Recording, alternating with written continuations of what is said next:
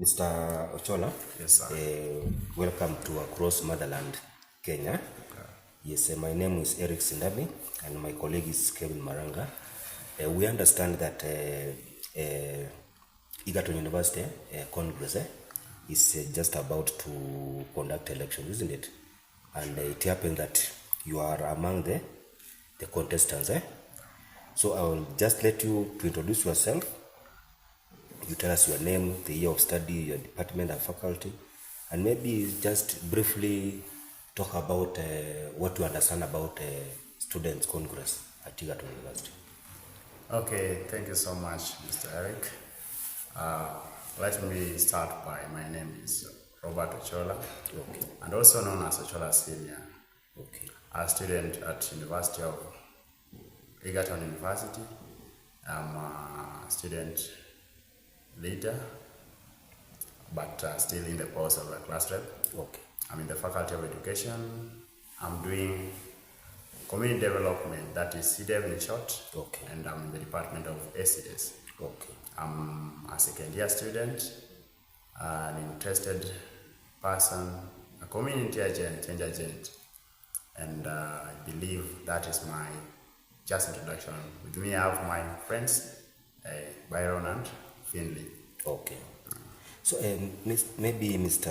Ochola, maybe you can just briefly talk about what do you know about Congress representation at Egerton University.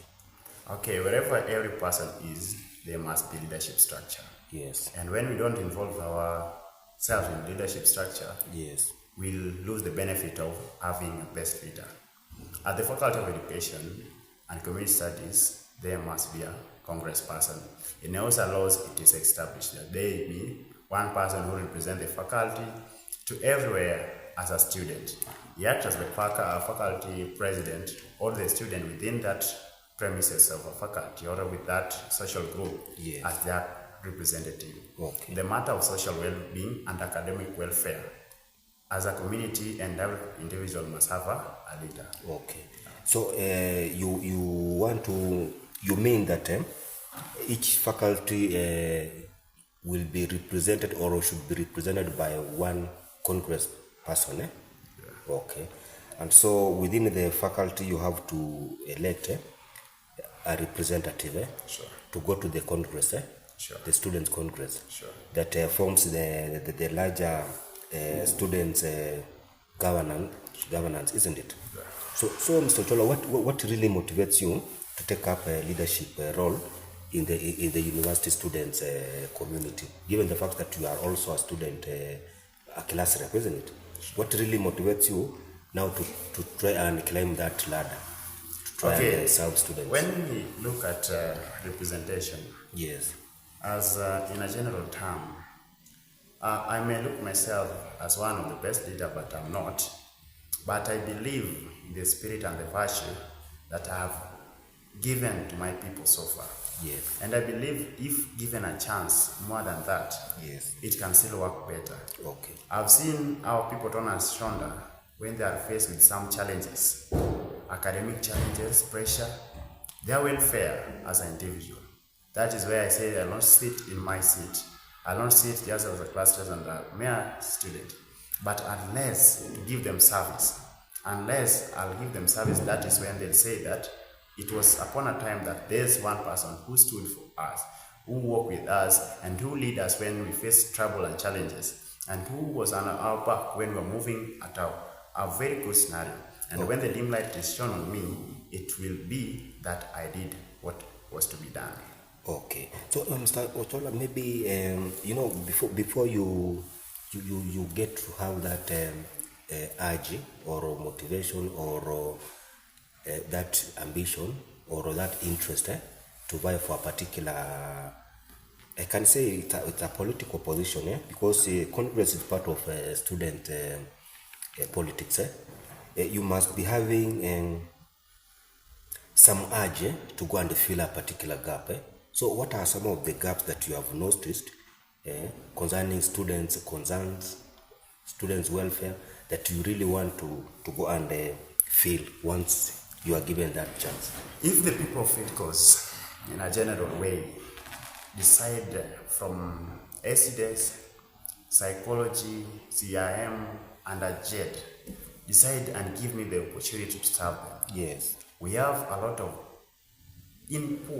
poor communication channels in our faculty. Yes. We have association that we use, or our challenges as a student are being used as a campaigning weapon. That as leaders, when we come, they come and go. That when we are given the opportunity to lead, we forget about them. Oh, okay. There's a lot of challenges that are there. They are facing We have, students. because I'm a child born and raised in this faculty, I believe there's a lot of things that need to be done. Okay. In the term of welfare, student association, student academic level. You know, sometimes when we talk about academics, people may ask themselves, what am I talking about? Yes. There's a lot of line BQs in our faculty admin and resource center. I think if we engage with the department and the admins and the faculty dean, at least we can move to where we have peace, and we are moving in a more technology, where we have more technology. Sure. I think that technology we need to embrace within our faculty also, and that we should to reduce this long queue that every now and then, And the paperwork. and a lot of things. Sure. So that we can at least a lot of time students spend in the faculty admin. Yes. And at the same time they have classes. Sure. No lecture will wait for you because you are in the faculty admin. Yes. They'll also have to move on. Yes. Okay, so Mr. Ochola, I'm trying to get you, and the issues that you are trying to discuss, they are part of your manifesto, Sure. isn't it?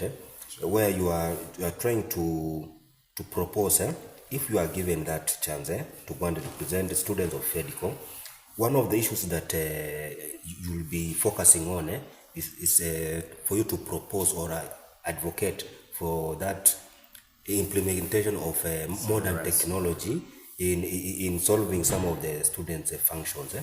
For example, you have noticed a lot of queues, line nyingi sana. Some of these issues, if the university embraces technology, they can solve some of these issues. So technology is one of your items on your agenda, isn't it? Which other issues do you think you will propose and try to fight so that it can improve the students' welfare? As a faculty with the largest number, we cannot say we are good when our associations are not working. What is student association? These are the associations that, apart from academic work, we can social interact among ourselves. Our student goes, our comrades goes in their bed with an empty stomach. Our ladies can't keep their sanity because to be sane is to invite pain. But when, even after missing marks, things like receipt and retake, after our comrades have gone through these academic pressures, do they find time? Even their faculty, even their fellow students advise themselves. Some people, after seeing that they have retake, that is when they say that, let me go home, let me defer to another course, and they're spending more time in university. Can we look for a platform how to, at least, even if I have a retake or receipt, there's a channel or there's a group of people that will at least mentor me and tell me these things are happening. They suffer this pressure, they defer, some leave school, they drop out from university. I've experienced this because I've been there. Okay. Yeah. So you feel there should be that mentorship, mentorship programs, association programs, where students who are facing issues like those ones, wanaweza hudumiwa kwa njia ambayo it can lessen that burden, and they get good advice on how to go about these issues, isn't it? Yeah. So according to you, you have observed these issues have not really been, because let's face it, currently we have a student leadership in place, isn't it? Sure. But according to you, some of these issues that you are raising, they have not really addressed them, isn't it? Sure. And those are some of the gaps that you intended to go and fill, isn't it? This gap that allow me say, we have teaching practice. Teaching practice has a lot of challenges that I have also experienced, although I've not gone through Teaching practice, but I believe there is. Is there any feedback that after going after this lot have gone to this teaching practice, is there any feedback Yes. that we get from the field once when they come from the teaching practice? Where are they going? Then we have these departments there. We have 4 departments. And out of these 4 departments, we have those that are not majorly a teacher, they are going to teaching class. Yes. How are they being engaged? We have a group of people that even up to 4th year, they don't know where up to 2nd year, they still don't know where they are going to work. Yes. They are going to the attachment, some will be forced to choose just a field that even they are not even well oriented to. And then like others go to Red Cross. And Red Cross maybe might not be their concern, their field that they are training and in school to do. Sure. So why can we involve this professional? What is the job market saying about gay as a course? What is the job market saying for psychology and agenda as a course? Beyond, because as a teacher, automatically I know that I'll go to school, to any education center. But what about these kind of people that need a lot of support from these people? We learned that CDEV go to community, they are a community change agent. Yes. You can't just walk up and go to the community and you claim that you want to change your community. First, you must look which organization are you working with. So if we invite the job market, what are the job markets saying after doing your 4th year? Which field are you? Can we invite those expertise from those fields to come and mentor at least a group of people? Okay. Yeah. So these are some of the issues that you have observed, because that job market, of course, it is very important. When students go on attachment, they experience challenges, but you're saying there's no that feedback, and when the students go out, when they are looking for attachment, you are sure they undergo challenges, Sure. and these are some of the issues. If you are given a chance to be a leader of Fedcos, you look into it, isn't it? Sure. Do you have any a summary of your agenda, or rather the manifesto, that you can just summarize, because you have discussed in general, but do you have them in just as we wind up the interview, so that you can summarize and urge now the students, the population at Fedcos to vote for you? All right. I want to say this before I say my agendas. Agendas are written on paper. Yes. And agendas are there to make people laugh even if you are not worthy. Yes. And one thing that I want to tell this comrade, that when we have effective communication, when we have a responsible leadership that get the feedback and realize what they need, they are good to go. But when we talk about agendas, I have them. I have them to put them in part. But they are just mere statements. If If you don't demonstrate. So I'm a leader. Even, one problem with African leaders and majority of leaders in this world is that they wait for big office. I personally am a CDEV around 75 students. And what I've done to them, they'll go around and say, this is what I've done. Yes. When you talk about the association, it's not something that I'm going to start from the faculty level. I've started with the 75 students that I have in my class, and it is working. It is very difficult for job because the association is there. Mentorship is there. So I want to critically say that agendas are there. We talk about field attachment. What are we going to do about field attachment? Okay. What are we going to do for these other courses that I don't at least go to teaching practice? What about these? What about academic welfare, transcript, missing mark, receipt and retake? Portals. What I can't say that I'm going to remove them, but what of them? Yes. When we start thinking of what of them, we come with a better criteria from the student side. What about the channel between the admin and the student? What are we talking about there? How are we talking about our relationship, apart from class relationship, that social relationship within ourselves? We must all talk about these agendas. And when we talk about all these issues, we get a very clear agendas. Comrades are going to give me the agendas. They are going to manufacture and to create their own agendas for me, because I don't believe I'm a leader for myself. Because even after being elected, the same comrade are the people who are going to build that faculty. It's not Ochola who's going to do it. They will tell you how to lead them. Sure. It is their concern that you will be representing. Sure.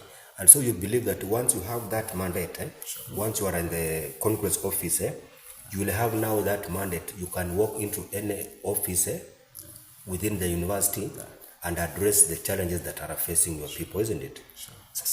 So what are some of the challenges you expect during elections?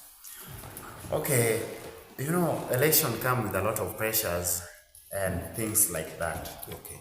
Even this my opponent, because their personal interest is more than that interest of the faculty or the student and the comrade. Yes. They believe they are better, but deep down they know that I'm better than them. Okay. And we request them that in a general way, Yes. let's not engage in a very titanic battle. Some is to defend the indispensable and some people that are unworthy. Okay. And some are engaging in battle that they want to lead. They want to enjoy the benefit of those who have imposed themselves to power are enjoying. Okay. But I believe that to my camp, we are going to do a very peaceful campaign. Okay. And anybody who will try to fight us, we know the justice that lies in our constitution as a USA constitution will fight for us. Nothing more. We are not going to fight and engage in any war with anybody. And that is our list of interests. But please, our comrade will decide. And that justice will speak for us. The challenges are there, but we are looking a way of how to... Mr. Ochola, what is your track record in leadership? All the way from primary school, in the community, in secondary school, and at university level? The leadership journey, I always say that if you are not born a leader, create that leader within yourself. Okay. If you are born a leader, build that leadership skill. Okay. I started my leadership in the way back 2010 when I was just a mere church overseer, where I meet a lot of criticism from those friends who wish to be in that position. Joining primary, I became Minister of Education by then, and I also became the spiritual leader of the chaplain. Okay. So, reaching secondary school or high school, I started with a simple post. Because I believe that leadership starts with I was just a chaplain. Okay. Because I'm building a religious family. Okay. And that religion is what you are we a do. born again Christian. Yeah. I'm a born again. Okay. So when I started with chaplain, the class teacher saw that I had that potential of becoming somebody. He elevated me to be the class prefect. Okay. I did my job, and I later became a leader of the school, majority leader of the school as a head prefect. Okay. But in that, when I became a mayor in the school, what I did, make them call me back. In our school, there's those who worked as the best leaders are called back to serve the student in the canteen area and as a mentor to other students so that they can be a good people. So let me just cut you short because of time. Let me say I got a award of the best leader so far, the top 20 leaders in Orio Boys as Conditi Foundation. And we are sure that we are going to be the next leaders who is going to shape this country, sir. Okay. Yeah. Because I just wanted to bring to the attention of the student community that you did not just wake up yesterday and start saying that you want to be a conquest leader, isn't it? Sure. You have that track record in leadership, and you have really demonstrated it very well. Sure. So, what is your parting shot to the Fedcos voters as you continue campaigning and as they prepare to go and vote? What is your parting shot? What is your advice to Fedcos voters? To the Faculty of Education and Community Studies from all the 4 departments, your challenges has been used as political weapon, but this is the time that we need to shine away from these all messes. I come here deeply and humble that you, upon yourself, without any pressure, elect Ochola Sr. and let's just believe in, trust the process, it can be done. I know we are going to deliver. I believe in the spirit that we can do it, the spirit that lies in those dedicated leaders that were there before. Don't look at me from a tribal basis. Don't look at me from a departmental basis. Don't look at me as a gender basis, but look at what we are going to deliver. Look at what I've done in my capacity. Ask the CDF student, Stock 24, they are going to tell you what I've done. And go to my department, the names, and what we have done is on the record. Believe in me, believe in the team, and the Fedcos, we don't have a personal team. Everybody is our team, and please, please, please, let's send this faculty. In a dim light shone in us, we shall shine, and we shall not avoid to attack when it need and it's favorable to do. For the interest of the Comrades lies in the interest of the Comrades. Within the Comrades, we speak. Within the Comrades, we stand. And Comrades' power lies in the power of representation. Without a proper representative, we are going to be doomed. I'm not going to allow our faculty to walk to its abyss like other faculty, and our faculty in previous regimes has gone. This is the time to rise, and we rise as one in unison and with the power of diligence of leadership. Thank you so much. May God bless you as you vote Ochola in. We are engaging in a campaign. We meet you to your hostels and to your classes. We shall do so. Please welcome us. We share our agendas as we as individuals. And if you see anybody campaigning Ochola, ask them why. But if you see somebody campaigning for Ochola, ask them why. Because they have the reason. Thank you so much. May God bless you as we walk in this journey together. Trust the process. It can be done. Thank you very much, and we wish you all the best. God bless Fedcos. God bless Egerton. God bless Kenya.